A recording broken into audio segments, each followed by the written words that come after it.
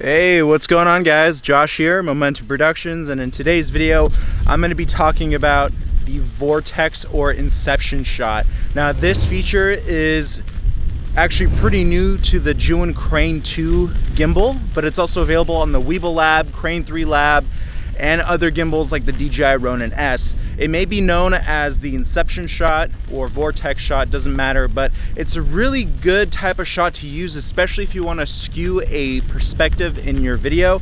And in today's video, we're not only going to be showing how to use that shot, but I'm going to be showing you how to implement it as a transition.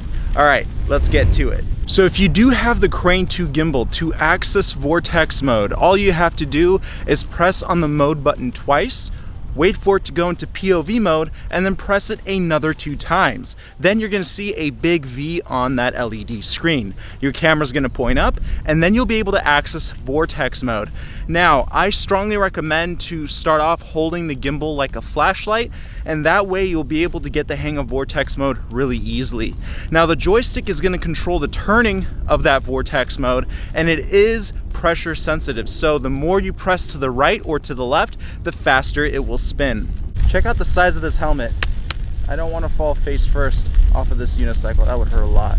But anyway, when I'm framing up for Vortex mode, I actually like to have a narrow pathway. So basically I have either trees on both sides of me, or I have just a narrow path. And this actually makes for a better Vortex shot because we see more movement.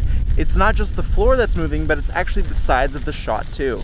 All right, so take this area for instance. You see how there's basically a wall on each side. So we have kind of a fence on the left and a wall on the right. Check out what this shot will look like with that Vortex mode shot.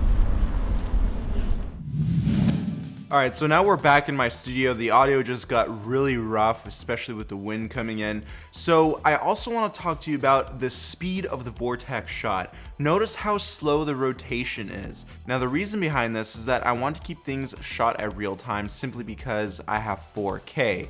If I had 4K 60, I would be shooting it at 4K 60. I want to make sure that my images are sharp as possible, so 4K 24 was my best option. So the best way to do this and to control the joystick properly is to push down on the joystick just a little bit, give it a little bit of pressure, and then slightly press it to the right or to the left. And that way you'll have a consistent spin that's nice and slow. Another thing to focus on is how to properly hold the gimbal, especially when using Vortex mode. Remember, you want to hold it like a flashlight, and your elbows should still be tucked in. You want to keep your chest flexed. You want your body to be nice and tight. That way you have a firm foundation and you won't have any of those up and down movements. When you're shooting in Vortex mode, it's actually pretty similar to shooting in full follow mode. So if you lift up the gimbal or tilt it down, the Vortex mode will still spin in that orientation. So you'll be able to do some really unique shots and really skew your perspective.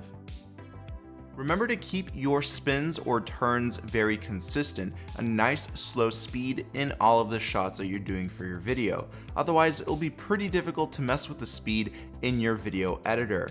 Now, we will use video ramping, but again, you want to make sure that your turns are consistent. That way you can apply the same effects to all of your clips and it won't be that much to edit in post-production. Now, to add that transition effect, all we have to do is import our footage, start with one clip, then put in the next clip. Now, we're gonna work with the end of the first clip, speed ramp it. I would say start off with normal motion and then end with speed ramp, let's say 6,000%. And then you want to start the next clip also at that 6,000% speed ramp, and then you can slow it down to real time. Also remember that you have to start the second clip the same way that you ended the first clip. So let's say your turn ended on a 90-degree angle. Try your best to line up the next frame of the next clip to be a little bit more than that. That way it will add to that seamless transition. After that, add a little bit of motion blur, and presto, you have yourself a beautiful, seamless Vortex transition shot.